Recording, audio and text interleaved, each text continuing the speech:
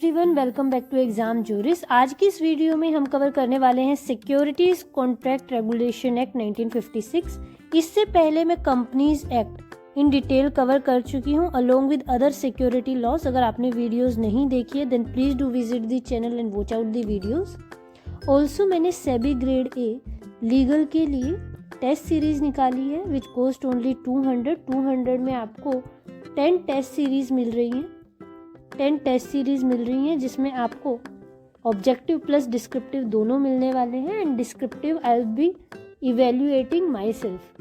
ठीक है, तो आपको डिटेल्ड इवेल्युएशन भी मिलेगा for your descriptive answer writing. If you want to join it please do join it, value for money है। ऑल्सो अगर आपको इस सेशन का PDF चाहिए है then please do join our Telegram channel, link मैं डिस्क्रिप्शन में प्रोवाइड कर दूंगी। And do not forget to subscribe the channel so that you can receive more such updates. Now moving forward with SCRA 1956. Now moving forward, SCRA was enacted to prevent undesirable transactions in securities by regulating the business of dealings therein. तो इसका जो main objective था वो ये था कि undesirable transactions जो है सिक्योरिटीज में उनको रोका जाए, स्पेकुलेशंस को रोका जाए, स्टॉक मार्केट में फ्रॉड ना हो। तो ये सब SCRA का ऑब्जेक्टिव था by regulating the business of dealings.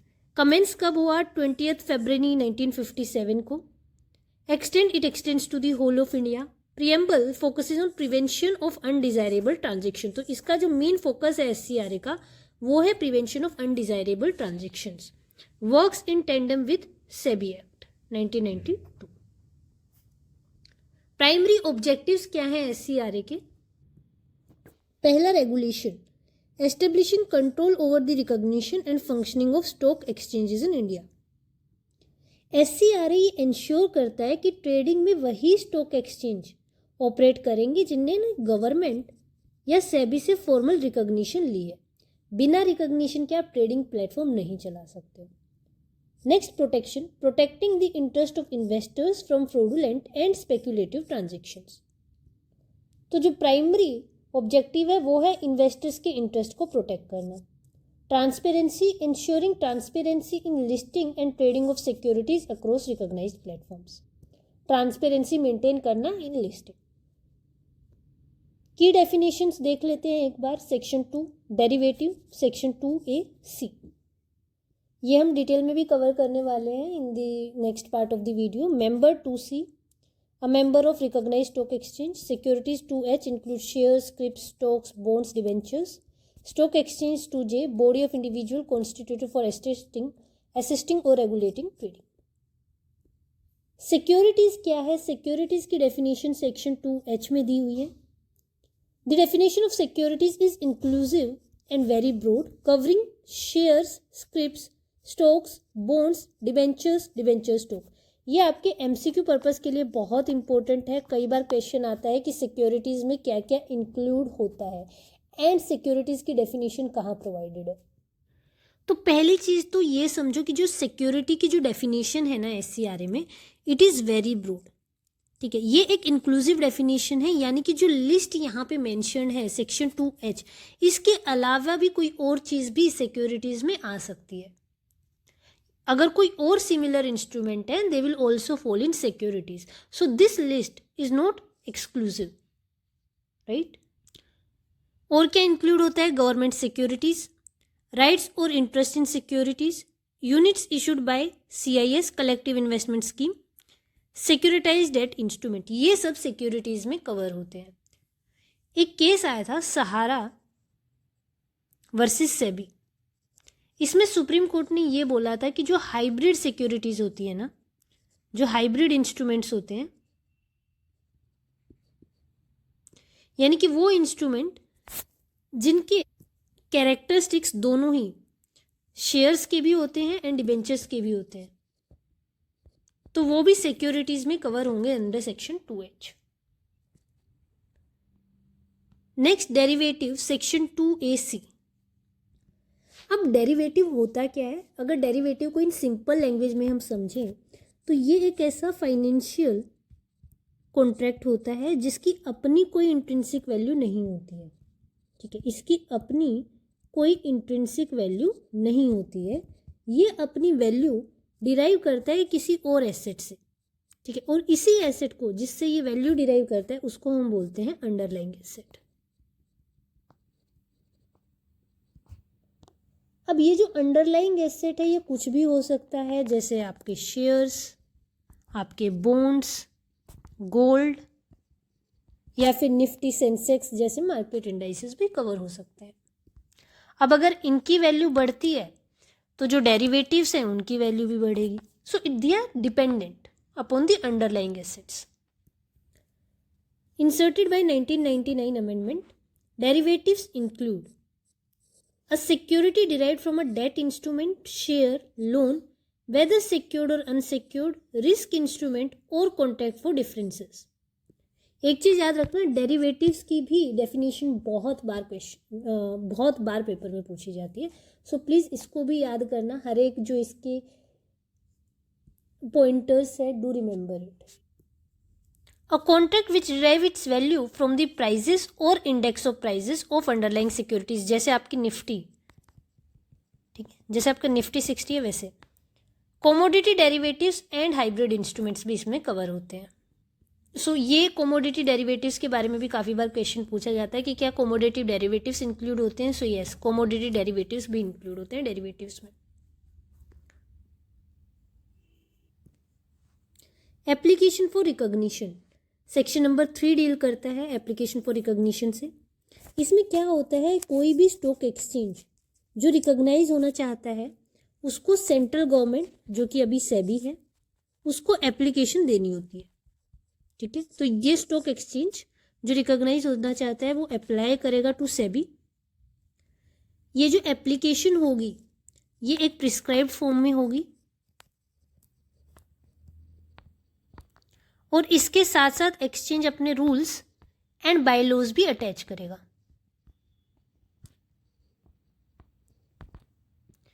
ये जो एप्लीकेशन है इसमें स्टॉक एक्सचेंज बताएगा कि एक्सचेंज की गवर्निंग बॉडी का स्ट्रक्चर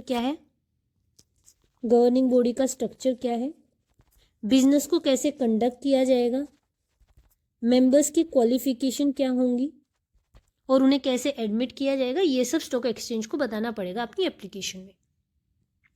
रूल्स ऐसे होने चाहिए जो ये इंश्योर करें कि जो ट्रेडिंग है वो फेयर होगी, एंड इन्वेस्टर्स को प्रोटेक्ट किया जाएगा।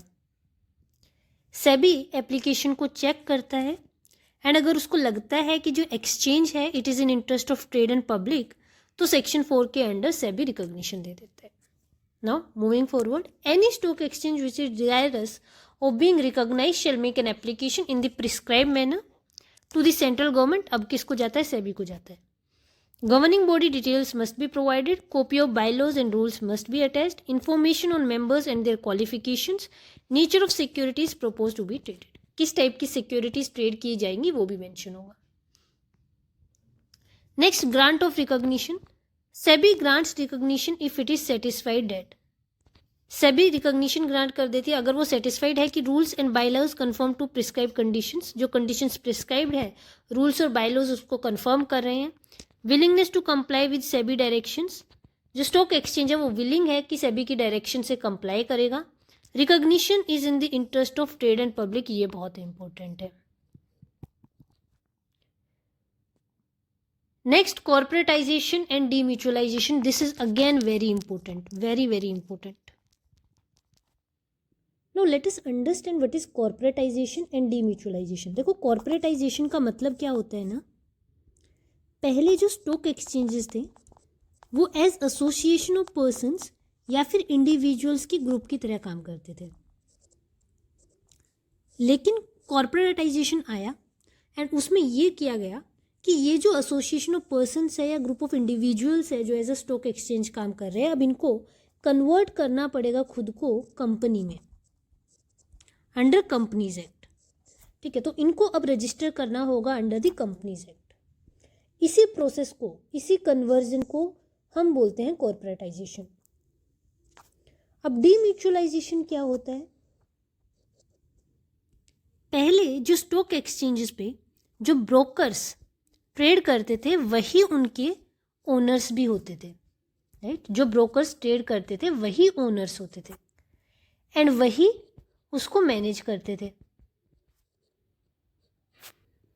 लेकिन अब क्या होता है, डीम्यूचुअलाइजेशन लेके आया गया। इसका पर्पस क्या था कि ownership, management and trading rights, इनको सेग्रीगेट किया जा सके, अलग अलग किया जा सके। And this is known as demutualization. Corporatization, section 4A, all recognized stock exchanges were required to be corporatized and demutualized. Corporatization का मतलब क्या है? Succession of a recognised stock exchange by a company limited by shares. Demutualization, separation of ownership and control from the trading rights of members. Objective क्या है? To ensure better governance and reduce conflict of interest. Next section 4B, corporatization and demutualization scheme. जब year 2004 में corporatisation and डीम्यूचुअलाइजेशन को compulsory बनाया गया, तो उसमें recognise stock exchange को ये बोला गया कि आप जो रिकॉग्नाइज स्टॉक एक्सचेंज है, आप प्लान सबमिट करोगे, प्लान या स्कीम जो है वो सबमिट करोगे विद द सेबी. इस प्लान या स्कीम में वो डिटेल प्रोसीजर, अपनी पूरी जो डिटेल्स हैं वो बताएगा. सेबी इसको चेक करेगा, रिव्यू करेगा कि ये जो स्कीम है ये इन्वेस्टर्स के इंटरेस्ट में है. अगर सेबी सेटिस्फाइड है तो वो एक्सचेंज की जो स्कीम है उसको पास कर देगा. अगर वो सेटिस्फाइड नहीं है तो वो एक्सचेंज की स्कीम को मॉडिफाई भी कर सकता है. जब सेबी स्कीम अप्रूव कर देती है तो इसको अब ऑफिशियल गैजेट में पब्लिश करना होता है. अब ये जो स्कीम है इसमें 2 चीज़ें लिखनी मैंडेटरी है. पहला, सेग्रीगेशन. सेग्रीगेशन किसका? ओनरशिप, मैनेजमेंट और ट्रेडिंग राइट्स का अलग अलग होना.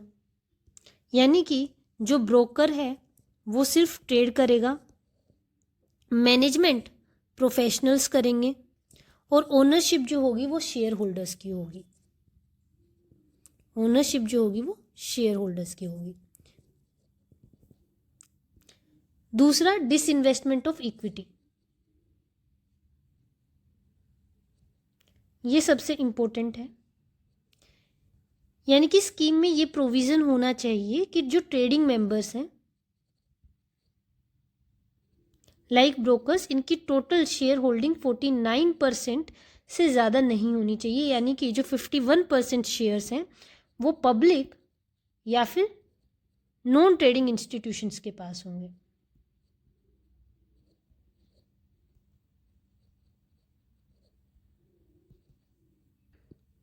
Stock exchange submit scheme to SEBI for approval. SEBI may approve और suggest modification. Mandates that at least 51% of equity share capital should be held by public non trading members.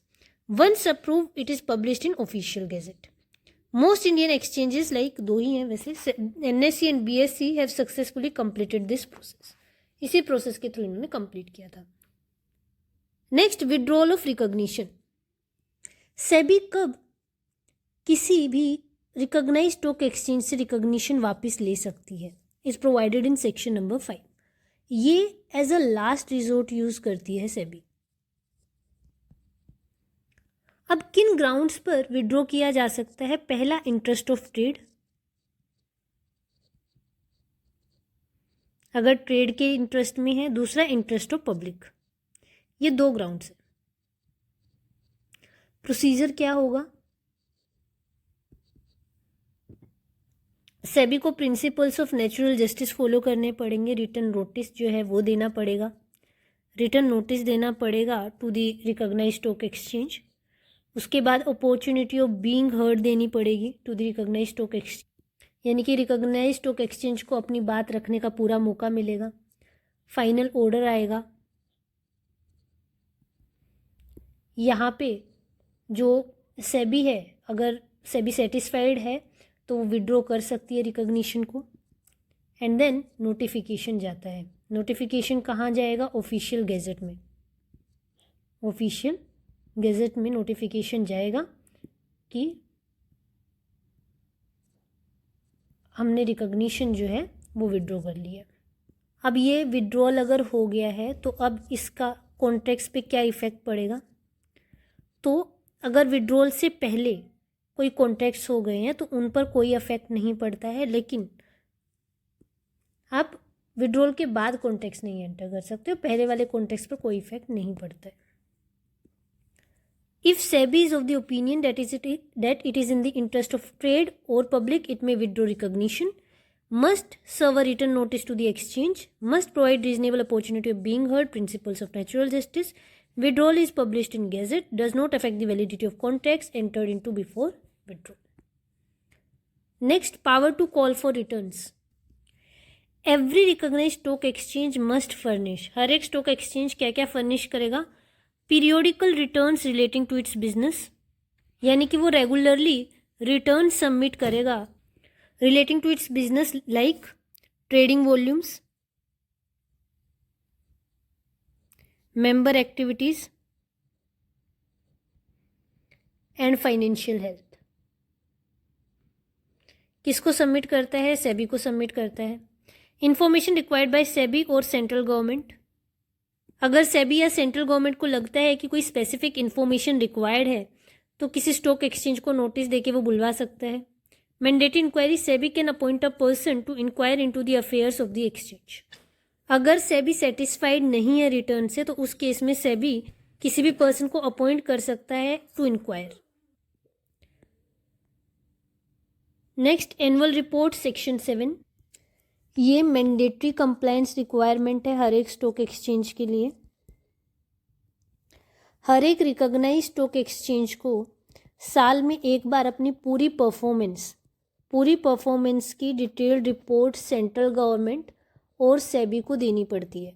ठीक है, ये साल में एक बार होता है एंड इसी को हम बोलते हैं एनुअल रिपोर्ट। कौन सबमिट करता है? रिकॉग्नाइज स्टॉक एक्सचेंज करता है। किसको करता है? सेंट्रल गवर्नमेंट और सेबी को करता है।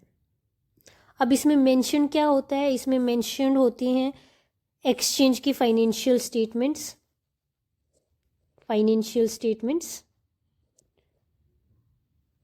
Trading activities,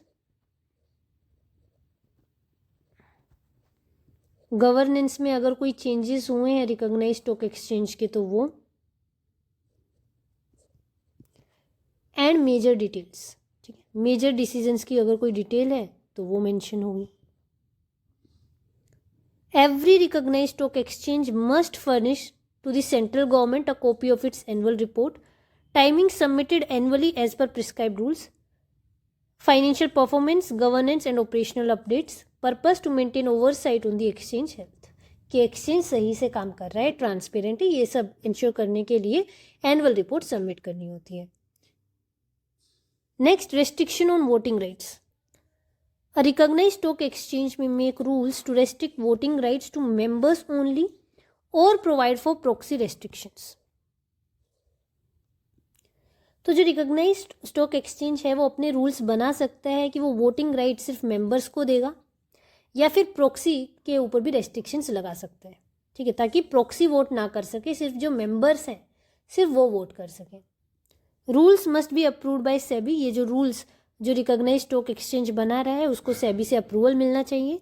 AIIMS to prevent hostile takeovers और concentration of powers, ensures democratic functioning within the exchange body. Next, power to make और direct rules section 8। SEBI has the power to direct a stock exchange to make rules और amend existing rules within a specified time frame. जो section 8 है ना वो सेबी को power देता है कि सेबी किसी भी रिकॉग्नाइज स्टॉक एक्सचेंज को ये डायरेक्शन दे सके कि आप नया रूल बनाएं या फिर जो आपका पुराना रूल है उसको चेंज करें। If the exchange fails to comply, SEBI can make और अमेंड द रूल इटसेल्फ। अगर डायरेक्शन देने के बाद भी एक्सचेंज कंप्लाई नहीं करता है सेबी के डायरेक्शन से तो अब सेबी खुद से वो रूल बना सकता है या फिर अमेंड कर सकता है। जो सेबी ने रूल्स बना दिए फिर वो रूल्स पब्लिश होते हैं ऑफिशियल गैजेट में। Ensures the regulatory framework stays updated with market needs. Next, section 9, bylaws. Recognised stock exchange have the power to make bylaws for regulation and control of contracts. ये कई बार question पूछा जाता है कि bylaws कौन बनाता है? बायलॉज बनाता है रिकॉग्नाइज्ड स्टॉक एक्सचेंज। बायलॉज बनाता है रिकॉग्नाइज्ड स्टॉक एक्सचेंज, डायरेक्शंस देता है सेबी। ये काफ़ी बार क्वेश्चंस में पूछा जाता है। अब बायलॉज होते क्या हैं? बायलॉज आपके जो डेली ऑपरेशंस है, एक्सचेंज के डेली ऑपरेशंस है और ट्रेडिंग है, उसको रेगुलेट करता है। ये वो ग्राउंड लेवल रूल्स होते हैं जिनसे मार्केट के ट्रांजैक्शंस को कंट्रोल किया जाता है।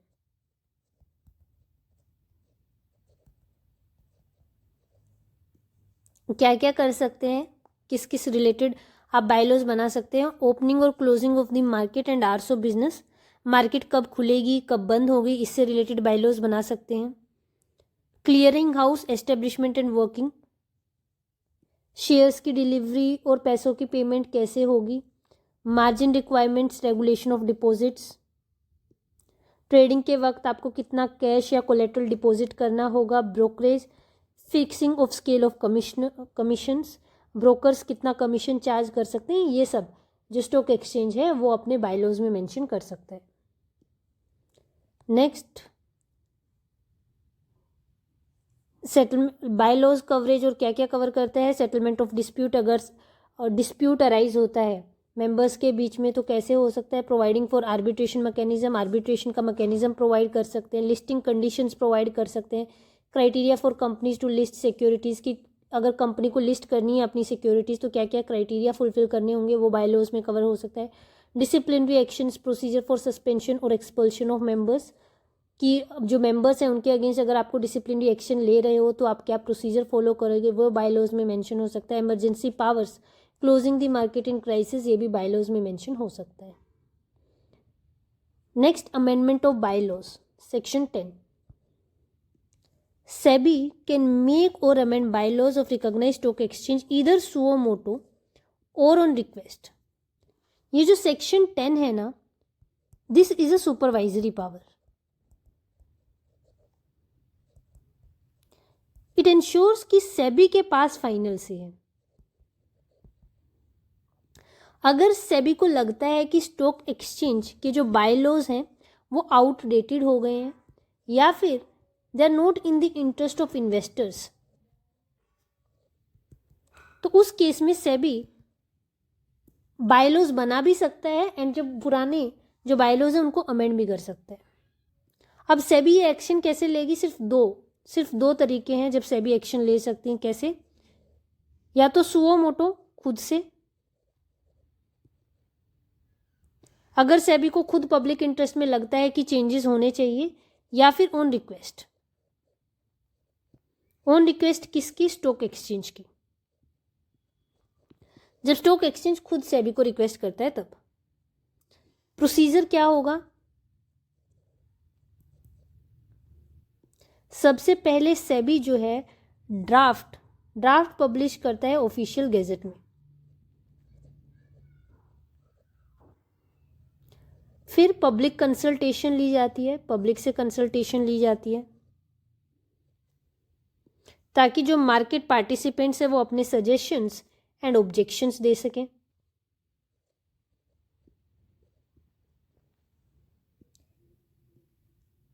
एंड इसके बाद होती है फाइनल नोटिफिकेशन।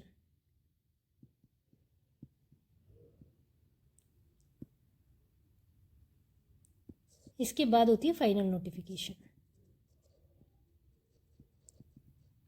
सजेशंस देखने के बाद सेबी फाइनल बायलॉज को ऑफिशियल गैजेट में पब्लिश कर देते हैं। एंड इसके बाद ये जो बायलॉज है ये बाइंडिंग हो जाते हैं on the stock exchange. Must publish a draft in the gazette for public comments. Final bylaws are binding on the exchange and its members. Acts as a check and balance on the exchange internal rule making. Next, section number 11, suppression of governing body. Now this is the most severe regulatory punishment that SEBI can impose on stock exchange. अब ये जो suppression है इसका मतलब क्या होता है? इसका मतलब ये है कि जो स्टॉक एक्सचेंज है उसकी पावर से, जो स्टॉक एक्सचेंज है उसको पावर से हटाकर खुद अब सेबी चार्ज ले लेगा। जब सेबी को ये लगता है कि जो स्टॉक एक्सचेंज है उसकी गवर्निंग बॉडी उसकी गवर्निंग बॉडी ठीक से काम नहीं कर रही है तो सेबी इस गवर्निंग बॉडी को डिसमिस कर देती है एंड अब खुद चार्ज ले लेती है। अब ग्राउंड्स ऑफ सप्रेशन क्या क्या हो सकते हैं? जब SEBI is of the opinion that जो स्टॉक एक्सचेंज है उसकी गवर्निंग बॉडी इन्वेस्टर्स के इंटरेस्ट के अगेंस्ट काम कर रही है उस केस में, या फिर एक्सचेंज के जो अफेयर्स हैं वो डेट्रीमेंटल है या फिर स्टॉक एक्सचेंज सेबी की डायरेक्शंस फॉलो करने में फेल हो गया है। तो इन केसेस में जो सेबी है वो सप्रेस कर सकती है गवर्निंग बॉडी को, लेकिन इसका प्रोसीजर क्या होगा? विड्रॉल की तरह ही यहाँ पे भी नोटिस देना पड़ेगा,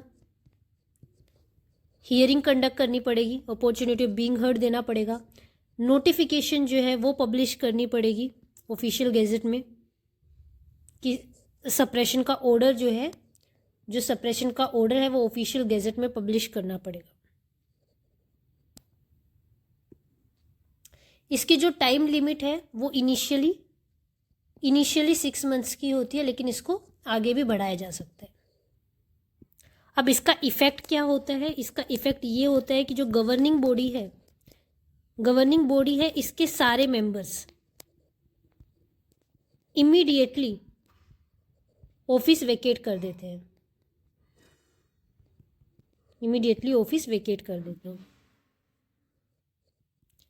सारी पावर्स जो है एक एडमिनिस्ट्रेटर के पास चली जाती है जो सेबी अपॉइंट करता है। ये एडमिनिस्ट्रेटर तब तक एक्सचेंज चलाता है जब तक नया बोर्ड फॉर्म नहीं हो जाता है। Extreme power where SEBI can supersede the governing body of a stock exchange, condition serious irregularities और failure to perform, effect all members of the governing body vacate office, SEBI appoints an administrator to run the exchange. Next, suspension of business. Now ये जो है ये power emergency power है which is used to maintain market stability. ठीक है, market stability को ensure करने के लिए ये पावर जो है दी गई है। अब सस्पेंशन ऑफ बिजनेस का मतलब क्या होता है? सस्पेंशन ऑफ बिजनेस का मतलब ये होता है कि जो स्टॉक एक्सचेंज है, स्टॉक एक्सचेंज पे जो ट्रेडिंग होती है उसको कुछ टाइम के लिए रोक दिया जाता है। ओरिजिनली ये पावर सेंट्रल गवर्नमेंट के पास थी, लेकिन अभी सेबी के पास है। इसके रीजंस क्या क्या हो सकते हैं? एक तो in the interest of public, दूसरा है मार्केट स्टेबिलिटी, मार्केट में स्टेबिलिटी लाने के लिए। इन दो पर्पसेस के लिए आप सस्पेंड कर सकते हो बिजनेस को। इनिशियली आप जो सस्पेंड कर सकते हो वो 7 दिन के लिए कर सकते हो, अगर ज़रूरत पड़े तो सेबी इसे फर्दर पीरियड्स के लिए भी एक्सटेंड कर सकती है। जितनी भी बार सस्पेंशन हो रहा है या फिर एक्सटेंशन हो रही है 7 डेज के बियॉन्ड, उसके बाद उसके हर एक्सटेंशन पे ऑफिशियल गैजेट में नोटिफिकेशन जो है वो पब्लिश करनी होगी। If an emergency has arisen, central government, now SEBI, may direct a stock exchange to stop business for a period not exceeding 7 days। लेकिन इसको बढ़ाया जा सकता है, एक्सटेंड किया जा सकता है। Can be extended for further periods. Reasons must be in the interest of public or market stability. Notification must be published in the Gazette. Next, SEBI Direction Section 12A। जो SEBI है इसके पास power है कि वो किसी भी stock exchange clearing corporation या किसी भी पर्सन को जो सिक्योरिटीज मार्केट से रिलेटेड है उनको डायरेक्शन दे सके एंड ये जो डायरेक्शंस इशू करती है सेबी, ये बाइंडिंग होती है इन लोगों पे। अब इसको किस टाइम पे इशू किया जा सकता है? सेबी कब डायरेक्शंस इशू कर सकती है? पहला, when it is in the interest of investors.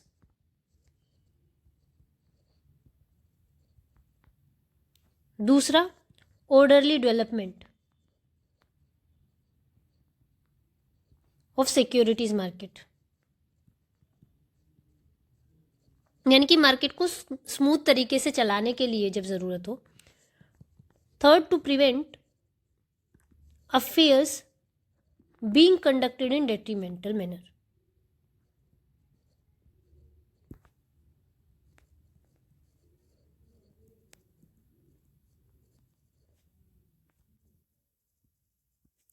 चौथा, to ensure proper management.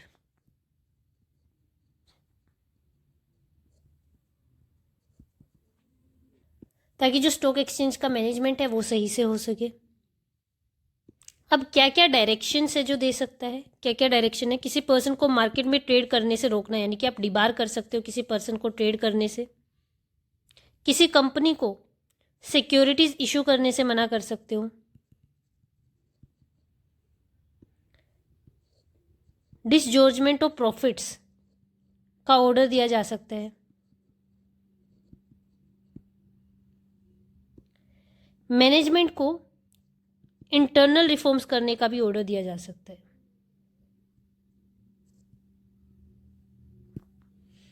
Right, so these are the directions that SEBI can issue.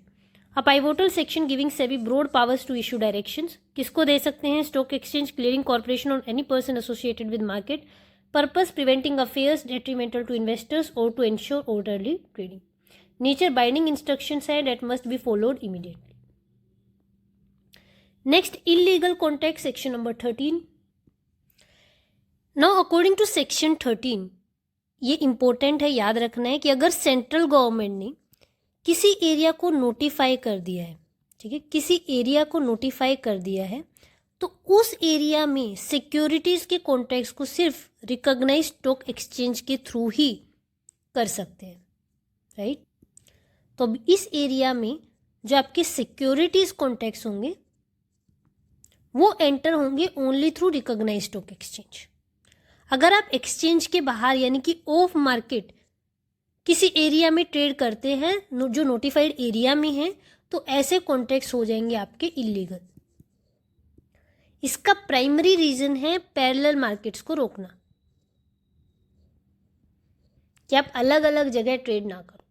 ठीक है, तो रिकॉग्नाइज्ड स्टॉक एक्सचेंज के थ्रू ही आप ट्रेड कर सकते हो अगर कोई एरिया नोटिफाइड है तो। In the notified areas any contract entered into otherwise than between members of recognised stock exchange और through such members shall be illegal. ये होंगे illegal. Applies only to areas notified by government. Objective centralized trading in recognized stock exchange prevents grey market or bucket shop operations. Next, additional trading floor. अब ये जो provision है ना, ये पहले के टाइम पे इम्पोर्टेंट हुआ करती थी, now it is not more required. But इसका मतलब क्या है हम समझ लेते हैं। पहले के टाइम पे क्या होता था, जो आपकी ट्रेडिंग है सिर्फ एक्सचेंज की मेन बिल्डिंग या सिटी तक लिमिटेड होती थी। ठीक है, आपकी एक बिल्डिंग होती थी, उसी तक वो लिमिटेड होती थी, वहीं पे ट्रेडिंग होती थी सारी। तो एडिशनल ट्रेडिंग फ्लोर का मतलब ये है कि एक रिकॉग्नाइज्ड स्टॉक एक्सचेंज अपनी मेन जगह के अलावा किसी और लोकेशन पर अगर ट्रेडिंग फैसिलिटी खोलता है तो उसको बोलते हैं एडिशनल ट्रेडिंग फैसिलिटी। अब ये एडिशनल ट्रेडिंग फ्लोर खोलने का पर्पस ये होता था कि ताकि जो रिमोट एरियाज हैं वहाँ से भी इन्वेस्टर्स जो है इन्वेस्ट कर सकें। अगर किसी स्टॉक एक्सचेंज को नया ट्रेडिंग फ्लोर खोलना है तो उसके लिए उसको परमिशन लेनी होती है सेबी की। सेबी परमिशन तभी ग्रांट करती है जब उसको लगता है कि सारे safety and technical standards comply किए जा रहे हैं। ये जो एडिशनल ट्रेडिंग फ्लोर खुल रहा है ना, इसको सभी वही rules and bylaws follow करने होंगे जो कि मेन एक्सचेंज फॉलो कर रहे हैं। Now, let us begin. Section 13A allows a recognized stock exchange to establish additional trading floors with prior approval from SEBI. Helps in expanding market reach, must comply with conditions specified by SEBI, promotes decentralization of access while maintaining centralized control. Next, void and prohibited contracts. जो void है, it relates to enforceability. जो void contract है आप उनको court में जाके enforce नहीं करा सकते हो। ये कब होता है, अगर सेंट्रल गवर्नमेंट ने किसी एरिया को नोटिफाई किया है अंडर सेक्शन 13। अगर सेंट्रल गवर्नमेंट ने कोई एरिया नोटिफाई किया है अंडर सेक्शन 13 और वहाँ कोई कॉन्ट्रैक्ट एक्सचेंज के बाय लॉज के अगेंस्ट जाके किया जाता है तो वो कॉन्ट्रैक्ट हो जाएगा क्या, वॉइड। जैसे बायलॉज में लिखा है कि ट्रेडिंग आप सिर्फ स्क्रीन में करोगे। ठीक है, जो ट्रेडिंग होगी वो सिर्फ स्क्रीन बेस्ड ट्रेडिंग होगी। लेकिन क्या होता है, आप फिजिकल चिट के थ्रू आप कॉन्टैक्ट करते हो, तो इस केस में ये हो जाएगा आपका illegal and according to section 14 void. आप इस कॉन्टैक्ट को एनफोर्स नहीं करा पाओगे। Then is prohibited contacts. Prohibited contacts क्या होता है? ये सेबी की प्रिवेंटिव पावर्स है। प्रिवेंटिव पावर्स है स्पेकुलेशन रोकने के लिए। अगर सेबी को लगता है कि किसी स्पेसिफिक सिक्योरिटी में बहुत ज़्यादा गलत ट्रेडिंग हो रही है, तो सेबी एक नोटिफिकेशन निकाल सकता है उस सिक्योरिटी को प्रोहिबिट करने के लिए। अब अगर एक बार नोटिफिकेशन निकल गया प्रोहिबिटिंग सिक्योरिटी, तो इस केस के बाद आप जो भी कॉन्टैक्ट करोगे in this security it will be illegal. Section 14 void contacts in notified area which contravenes bylaws. Section 16 power to prohibit. SEBI can prohibit contacts in certain securities to prevent speculation. Member-as principle. Section 15. Members of recognized stock exchange cannot act as principals in a transaction with non-members without disclosure. देखो, normal trading में क्या होता है? Normal trading में जो broker है वो आपका होता है एजेंट। ब्रोकर होता है एजेंट। वो आपके बिहाफ पे शेयर्स खरीदता है। लेकिन जब ब्रोकर के पास कोई शेयर्स हैं, ठीक है, ब्रोकर्स ने खुद शेयर्स खरीदे हुए हैं, उसके नाम पे शेयर्स है एंड अब वो आपको बेच रहा है, तो ये जो ब्रोकर है ये काम करता है एज अ प्रिंसिपल। अब ये हो जाता है principal. Generally he is an agent, वो आपके बिहाफ पे शेयर्स खरीद रहा है, लेकिन जब वो अपने ही शेयर्स आपको बेचता है तो ये बन जाता है प्रिंसिपल। सेक्शन 15 कहता है कि कोई भी मेंबर यानी कि ब्रोकर किसी नॉन मेंबर के साथ प्रिंसिपल बनकर ट्रांजैक्शन नहीं कर सकता है जब तक वो सर्टेन डिस्क्लोजर्स ना दे दे। अब वो डिस्क्लोजर क्या है? Must secure consent of the non member की कंसेंट रिक्वायर्ड है, ठीक है, या और ये जो कंसेंट होती है ना, ये रिटन कंसेंट होती है। पहला उसको डिस्क्लोजर भी देना पड़ेगा। डिस्क्लोजर क्या? ब्रोकर को, क्लाइंट को साफ साफ ये बताना होगा कि वो इस ट्रेड में principal as a principal act कर रहा है।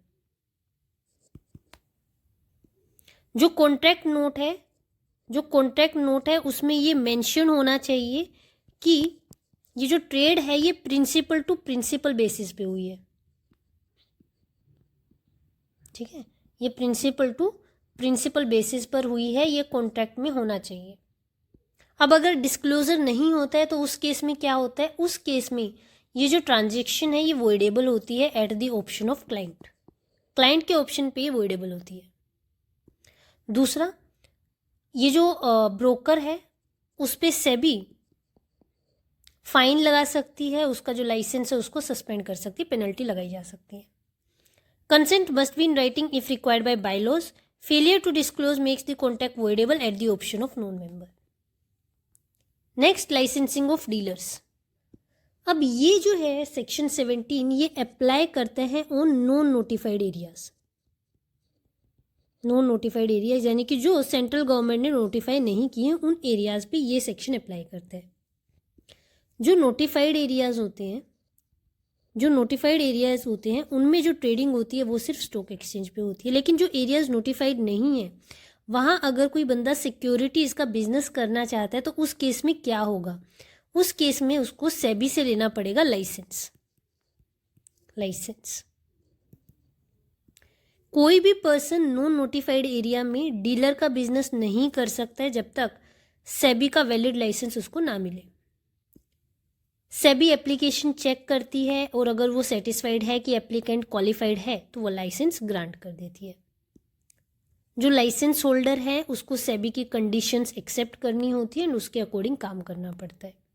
No person shall carry on business as a dealer in securities in any area not being a notified area except under a license granted by SEBI. It prevents unregulated dealing in securities तो आप regulate कर पाते हैं SEBI इनको. Allows for oversight of individual dealers outside major exchange cities. SEBI prescribe qualification and fees for such licences. Next, public issue and listing. अब public issue क्या होता है? जब भी कोई कंपनी या कोई एंटिटी पहली बार for the first time public से पैसा मांगती है, ठीक है, पब्लिक से पैसा मांगती है, तो उसको हम बोलते हैं पब्लिक इशू. अब सेक्शन 17A कहता है कि कोई भी पर्सन सिक्योरिटीज का पब्लिक इशू तब तक नहीं कर सकता है जब तक वो रिकॉग्नाइज स्टॉक एक्सचेंज का यूज़ ना करे. अगर पब्लिक इशू करना है आप रिकॉग्नाइज स्टॉक एक्सचेंज के थ्रू ही कर सकते हो. लिस्टिंग का मतलब क्या है? लिस्टिंग का मतलब ये है कि जो कंपनी का नेम है वो स्टॉक एक्सचेंज के ऑफिशियल बोर्ड पर होना चाहिए ताकि उससे शेयर्स खरीदे और बेचे जा सके. सिंपल, ये कंपनी लिस्ट होनी चाहिए on the stock exchange. Governs the public issue and listing of securities of certain entities. वो एंटिटी कौन सी है? Applies to collective investment scheme. Mandates that no person shall make a public issue of such units unless it is through a recognized stock exchange. Ensures investor protection in complex investment products. Next, spot delivery contract, section number 18. यहाँ से काफ़ी बार question बनता है. SCRA restrictions, that is sections 13 to 17, generally do not apply to spot delivery contracts. Definition क्या है spot delivery contract की? Delivery and payment on the same day और next day. अब स्पॉट डिलीवरी कॉन्ट्रैक्ट्स क्या होते हैं? स्पॉट डिलीवरी कॉन्ट्रैक्ट का मतलब होता है हाथों हाथ सब हो गया. जैसे कि अगर आपने किसी को सिक्योरिटीज यानी कि शेयर्स दिए हैं आज, ठीक है, और उसने सेम डे आपको पैसे दे दिए, सेम डे आपको पेमेंट कर दी है, तो ये क्या हो गया? आपका स्पॉट डिलीवरी कॉन्ट्रैक्ट हो गया. या तो सेम डे कर दिया है या फिर उसने नेक्स्ट डे कर दिया, तो इसको हम बोलते हैं spot delivery contracts. Normal rules ये कहते हैं कि बिना एक्सचेंज के जो ट्रेडिंग है वो इलीगल है, आपको रिकॉग्नाइज स्टॉक एक्सचेंज से ही करना पड़ेगा. लेकिन सेक्शन 18 ये बोलता है कि स्पॉट डिलीवरी कॉन्ट्रैक्ट्स पर ये रेस्ट्रिक्शंस अप्लाई नहीं होती है. अब इसका रीज़न क्या है? इसका रीज़न ये है कि जब आपकी डिलीवरी एंड पेमेंट साथ साथ हो रही है, तुरंत हो रही है, तो यहाँ पे जो आपकी स्पेक्यूलेशन के चांसेस है ना, वो ख़त्म हो जाते हैं. इसीलिए इसको बाहर रखा गया है. याद रखना, यहाँ पे सेम डे या फिर नेक्स्ट डे पेमेंट होनी चाहिए. अगर 2 दिन से ज़्यादा का टाइम लग रहा है तो उस केस में ये स्पॉट डिलीवरी कॉन्ट्रैक्ट्स नहीं होंगे, ठीक है. 2 ये एक्सेप्शन में है, लेकिन सेंट्रल गवर्नमेंट नोटिफाई कर सकती है कि ये जो स्पॉट डिलीवरी कॉन्ट्रैक्ट्स हैं ये भी स्टॉक एक्सचेंज के थ्रू होंगे. ये सेंट्रल गवर्नमेंट के पास पावर है. Exception to the exception, central government को notified that spot delivery contract must also happen by recognized stock exchange in certain areas, ठीक है. 2 ये एक्सेप्शन है, इस पर रेस्ट्रिक्शंस अप्लाई नहीं होती है, लेकिन सेंट्रल गवर्नमेंट के पास पावर है कि वो बोल सकते हैं कि ये जो स्पॉट डिलीवरी कॉन्ट्रैक्ट्स है ये भी स्टॉक एक्सचेंज के थ्रू ही होंगे. Next, derivative contract, section 18A. Section 18A most important section है. अगर सेक्शन 18A नहीं होता तो it could have been considered as a wagering contract, ठीक है. ये वेजरिंग अग्रीमेंट में फॉल हो जाते हैं. ये जो डेरिवेटिव्स हैं इनको लीगल और वैलिड तभी मानते हैं जब वो एक रिकॉग्नाइज स्टॉक एक्सचेंज पर ट्रेड हो और उनका सेटलमेंट एक्सचेंज के क्लियरिंग हाउस से हो.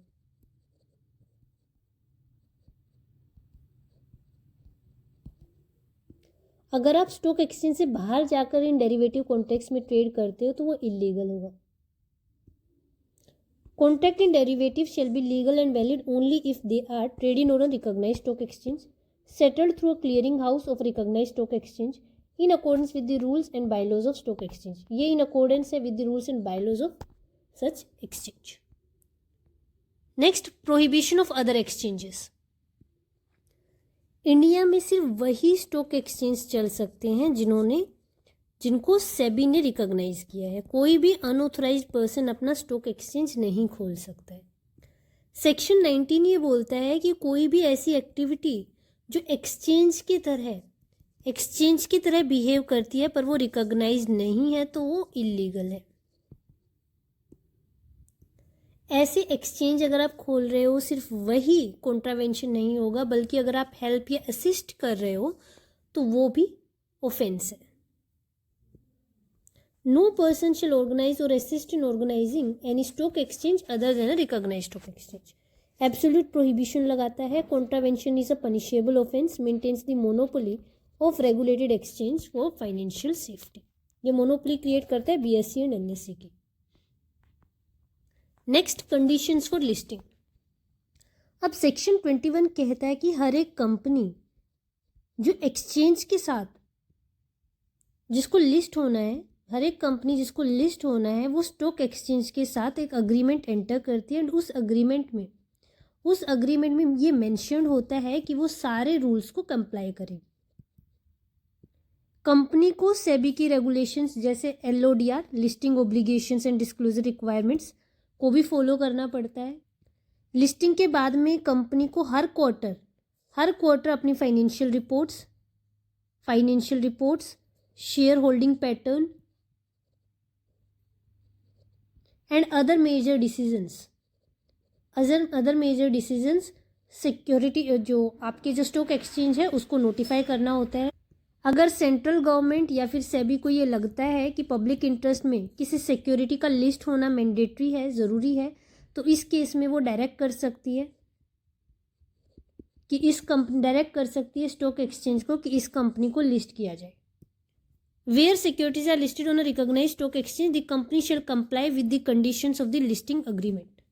SEBI can prescribe additional condition, SEBI additional conditions भी प्रिस्क्राइब कर सकता है। Listing agreement is a contract between company and the exchange, जो कंपनी लिस्ट होना चाहती है एंड स्टॉक एक्सचेंज के बीच में ये अग्रीमेंट होता है।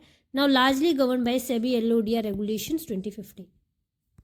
Next, delisting of securities. Delisting का मतलब क्या होता है? डीलिस्टिंग का मतलब होता है कि कंपनी के शेयर्स को परमानेंटली आप स्टॉक एक्सचेंज से हटा रहे हो। डीलिस्टिंग के बाद कंपनी के उन शेयर्स की ट्रेडिंग जो है वो बंद हो जाती है। दो टाइप की डीलिस्टिंग होती है। डीलिस्टिंग जो होती है वो दो टाइप की होती है। पहला आपकी वॉलंटरी एंड दूसरा कंपल्सरी। अगर कंपनी खुद डिसाइड करती है कि उसको डीलिस्ट कराना है तो उसको वॉलंटरी डीलिस्टिंग बोलती है। यहाँ पे प्रोमोटर्स को बाकी के शेयर होल्डर्स से शेयर्स वापस खरीदने पड़ते हैं एंड वो वॉलंटरीली डीलिस्ट कर सकते हैं। कंपल्सरी में क्या होगा? जब स्टॉक एक्सचेंज कंपनी को पनिश करने के लिए डीलिस्ट करती है तो उसको कंपल्सरी डीलिस्टिंग बोलते हैं। अब इसके जो ग्राउंड्स है वो क्या क्या है कि कंपनी लगातार लॉसेस में चल रही है, उसने कोई उसने कोई रूल्स जो हैं वो ब्रेक कर दिए हैं, या फिर ट्रेडिंग जो है वो बंद हो गई है। अगर यहाँ पे कंपल्सरी डीलिस्टिंग हो रही है, इस केस में पहले आपको अपॉर्चुनिटी ऑफ बीइंग हर्ड देना पड़ेगा टू दी कंपनी जिसको आप डीलिस्ट कर रहे हो। बिना नोटिस के आप नहीं निकाल सकते हो। रिकॉग्नाइज स्टॉक एक्सचेंज में delist securities of a company on prescribed grounds क्या है? लॉसेस, स्टेगनेंट बिजनेस, ट्रेडिंग नहीं हो रही है, नॉन कंप्लाइंस विद LODR, अगर आपने LODR से कंप्लाई नहीं किया है।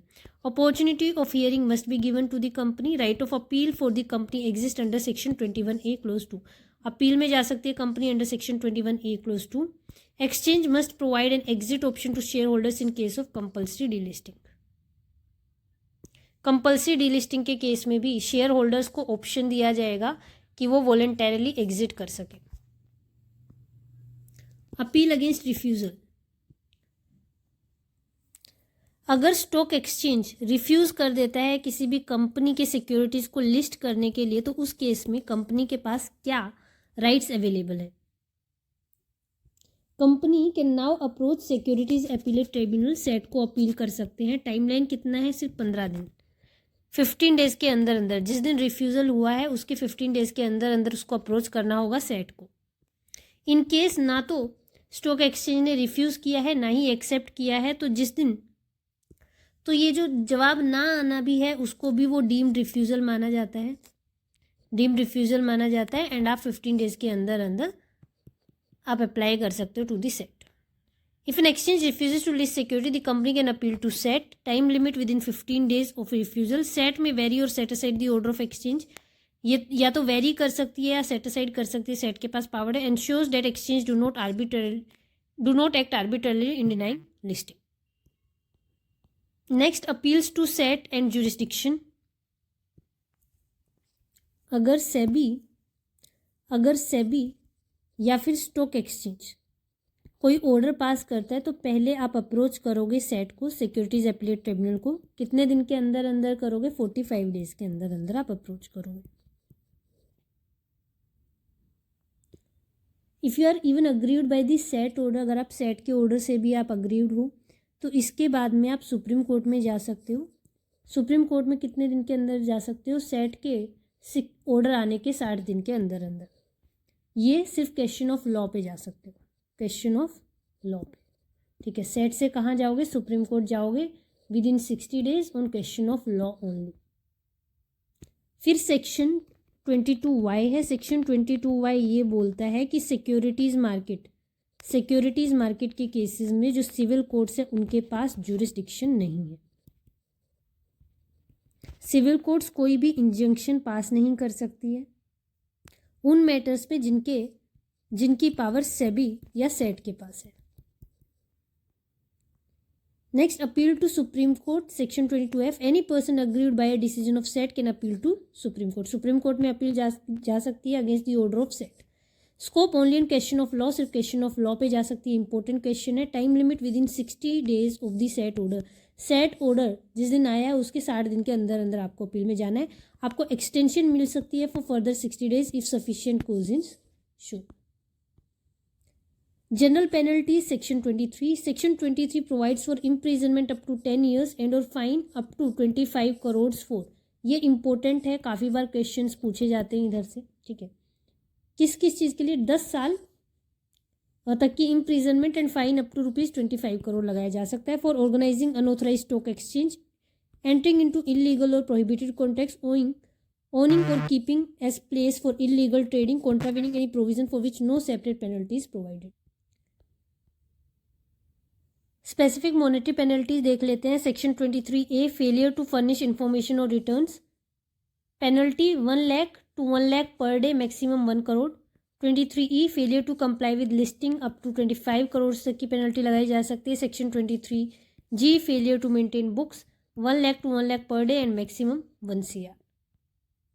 Adjudication process. Section number 23I important है.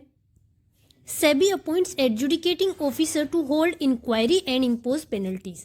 इंक्वायरी कंडक्ट करने के लिए और पेनल्टीज इम्पोज करने के लिए सेबी एक पर्सन अपॉइंट करती है. उसका नाम उसको क्या बोलते हैं? Adjudicating officer. ये एडजुडिकेट करता है पेनल्टीज को एंड इंक्वायर करता है. AO must be at least the rank of division chief. ये काफ़ी बार MCQ में पूछा जाता है कि जो एडजुडिकेटिंग ऑफिसर है उसकी जो लीस्ट रैंक है वो क्या होनी चाहिए? Division chief. Inquiry involves giving notice and hearing the person. जब आप इंक्वायरी कंडक्ट कर रहे हो तो सबसे पहले आपको नोटिस देना पड़ेगा to the party, to the company, and उसके बाद आपको अपॉर्चुनिटी ऑफ बीइंग हर्ड देनी पड़ेगी to the company. AO has the powers of civil court for summoning और विटनेसेस. जो एओ है, एडजुडिकेटिंग ऑफिसर, उसके पास सिविल कोर्ट्स की पावर है. वो सम्मन कर सकता है, डॉक्यूमेंट मंगवा सकता है एंड विटनेसेस को बुला सकता है. Order of AO is appealable to SAT. Adjudicating officer के अगेंस्ट में आप अपील में कहाँ जाओगे? आप सिक्योरिटीज एपीलेट ट्रिब्यूनल में जाओगे.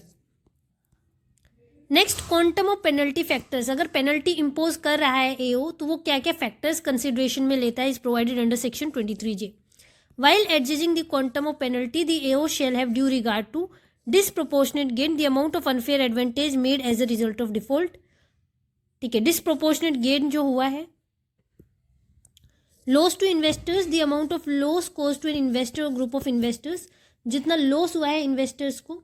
रिपीटेटिव नेचर, क्या जो नेचर है वो रिपीटेटिव है डिफॉल्ट कमिट करने का by the person. The repetitive nature of the default committed by the person. तो ये सब चीज़ें ध्यान में रखनी पड़ेगी. Section 24 offences by company. अब क्योंकि कंपनी जो है एक आर्टिफिशियल पर्सन है, उसको जेल नहीं भेजा जा सकता है, इसीलिए सेक्शन 24 ये बोलता है कि हर पर्सन जो बिजनेस के वक्त इंचार्ज था ऑफ बिजनेस, ठीक है, और कंपनी के लिए रिस्पॉन्सिबल था, उसको हम गिल्टी मान लेंगे for the offence. Where an offence is committed by a company, offence company ने कमिट किया है, every person in charge of and responsible to the company shall be deemed guilty. Vicarious liability for directors and officers, section 24 subsection 2 deal करता है vicarious liability of directors and officers को, officers से। अब ये subsection जो है ना, ये स्पेसिफिक है to the directors, managers, secretary. अगर ये प्रूव हो जाए कि ऑफेंस डायरेक्टर, मैनेजर या सेक्रेटरी की कंसेंट से हुआ है या इनकी नेग्लिजेंस की वजह से हुआ है, तो उन्हें भी पर्सनली पनिश किया जा सकता है। If the person proves the offence was committed without his knowledge और ही एक्सरसाइज्ड ऑल ड्यू डिलिजेंस, तो ये डिफेंस है। तो दो डिफेंसेस जो अवेलेबल है इसके अगेंस्ट में, ये है कि जो ऑफेंस कमिट हुआ है उसको पर्सन को नॉलेज ही नहीं थी, बिना उसकी नॉलेज के वो ऑफेंस हुआ है। दूसरा ड्यू डिलिजेंस, कि उसने रोकने के लिए काफ़ी जो पूरी कोशिश करी थी, ठीक है, ही वॉज डिलीजेंटली, लेकिन फिर भी वो एक्ट हो गया। Corporate veil is effectively pierced for regulatory compliance. अब इस केस में क्या होता है, कॉर्पोरेट विल लिफ्ट कर दिया जाता है एंड जो पीपल है बिहाइंड द कंपनी उनको पनिशमेंट मिलती है। सेक्शन 27 टाइटल टू डिविडेंड्स, यानी कि जो डिविडेंड्स है वो किसको मिलेगा। It shall be lawful for the holder of a security to receive and retain any dividend even if it has not been transferred in his name in the books of the company provided. अब इसका मतलब क्या है, एक person X है and एक person Y है। ये जो पर्सन एक्स है ना, ये वाई से शेयर्स बाय करता है, शेयर्स बाय करता है ऑन 10 Feb 2026, लेकिन अभी तक ये जो ट्रांसफर है ये रजिस्टर नहीं हुआ है विद द कंपनी।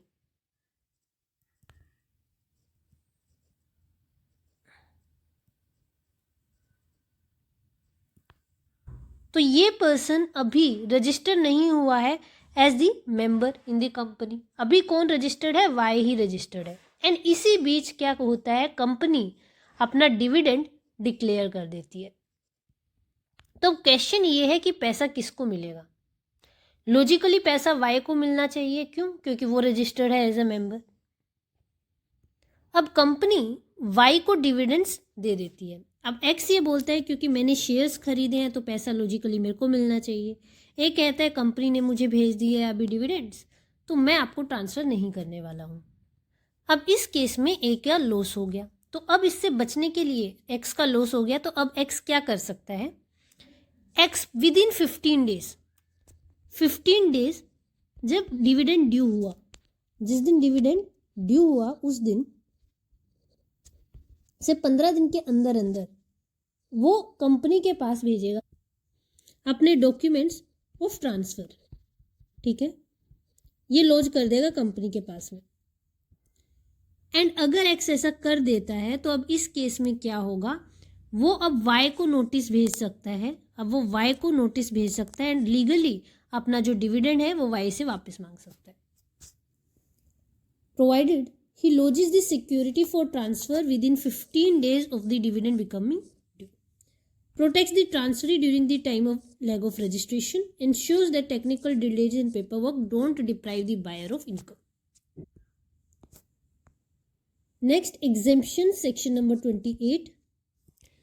सेक्शन 28 बताता है कि SCRA किन किन चीज़ों पर नहीं लगेगा, किन किन एक्ट्स पे नहीं लगेगा।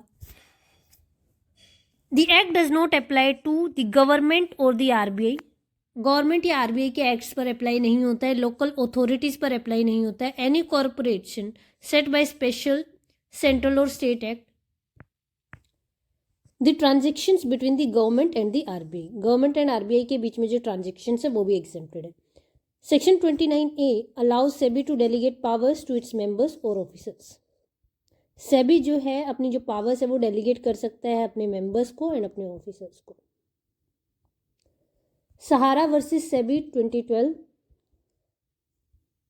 अब इस केस में होता क्या है कि सहारा ग्रुप की दो कंपनीज ने दो कंपनी से पब्लिक से अप्रोक्स 24,000 करोड़ लिए, अप्रोक्स 24,000 करोड़ लिए।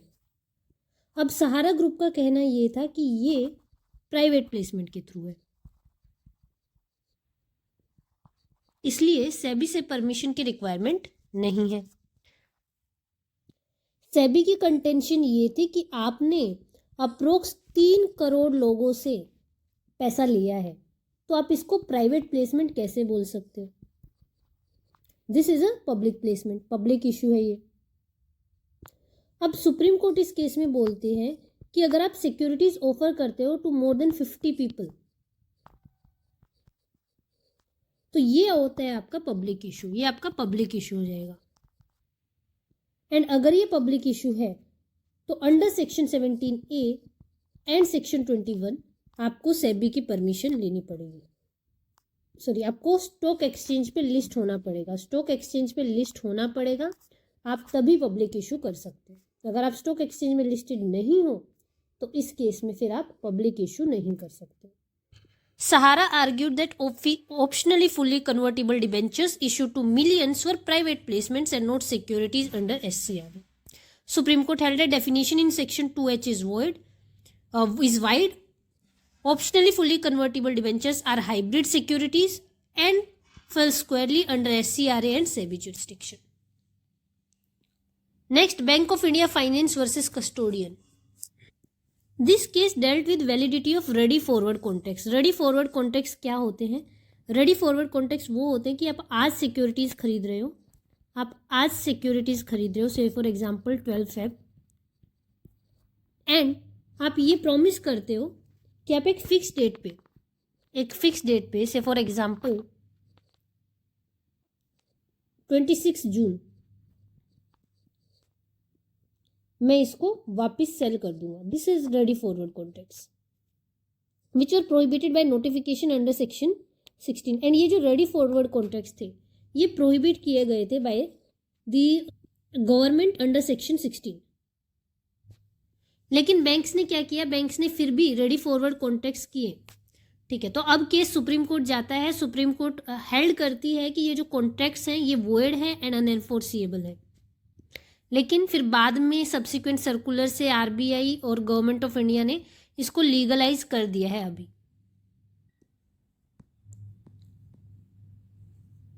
Next, MCX SX versus SEBI. अब ये जो एमसीएक्स जो है ये कमोडिटी एक्सचेंज है।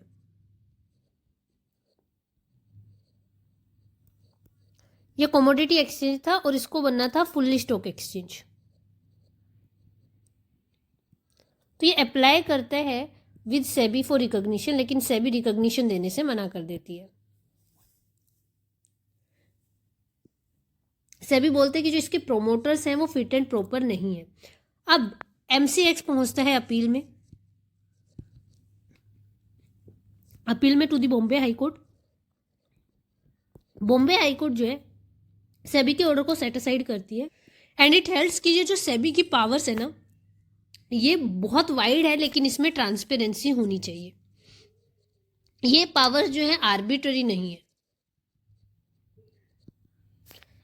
MCX SX challenged SEBI's refusal to grant recognition for the equity segment based on the fit and proper status of its promoters. The court clarified that while SEBI has wide powers under Section 4, it must act transparently. Recognition is not just a right, but a regulatory privilege subject to strict compliance with clearing and delivery norms. Next, SEBI versus rakhi trading. अब इस case में क्या होता है? Circular trading के बारे में आता है। सर्कुलर ट्रेडिंग क्या होती है? मान लीजिए आपने दो पार्टीज हैं, एक है पार्टी ए और एक है पार्टी बी। पार्टी बी अपने शेयर सेल करती है 10:01 पे 100 रुपये में, और ये वापस बाय कर लेती है 10:05 पे 110 रुपये में। यहाँ पे ये जो भी हो रहा था ये ऑलरेडी फिक्स था, फिक्स्ड प्राइस थे कि मैं इतने टाइम पे ये बाय करने वाला हूँ, तो दिस वाज फिक्स्ड। अब इन सब का जो प्राइमरी पर्पस था वो था tax evasion and profit shifting. तो सुप्रीम कोर्ट इस केस में बोलती है कि आप ऐसे शैम ट्रेड्स नहीं कर सकते हो। कोर्ट ने हेल्ड किया कि अगर कोई भी ट्रेड जिसमें कमर्शियल सब्सटेंस नहीं है उसको मैनिपुलेटिव माना जाएगा।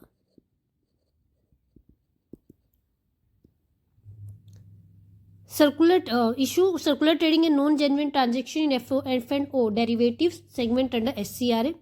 Traders were executing synchronized trades with no change in beneficial owner. SCRA section 18A requires derivative contracts to be genuine. The Supreme Court held that such manipulative trades violate the integrity of the market and spirit of SCRA, upholding SEBI's penalties. Then key amendments है, ये देख लेना। Finance act में कुछ changes हुए। So this was all for today. अगर कोई भी डाउट है you can comment down in the comment section. Also please do not forget to subscribe the channel and अगर आपको इस सेशन का PDF चाहिए है then please do join our telegram channel, link मैं डिस्क्रिप्शन में प्रोवाइड कर दूंगी। अगर आपको सेबी की टेस्ट सीरीज चाहिए है which only cost 200 rupees, तो आप वो भी ज्वाइन कर सकते हैं। आप YouTube के कम्युनिटी सेक्शन में जाके देख सकते हैं, वहाँ पे लिंक प्रोवाइडेड है, या फिर you can go through our Telegram channel. Thank you and all the best for your exam.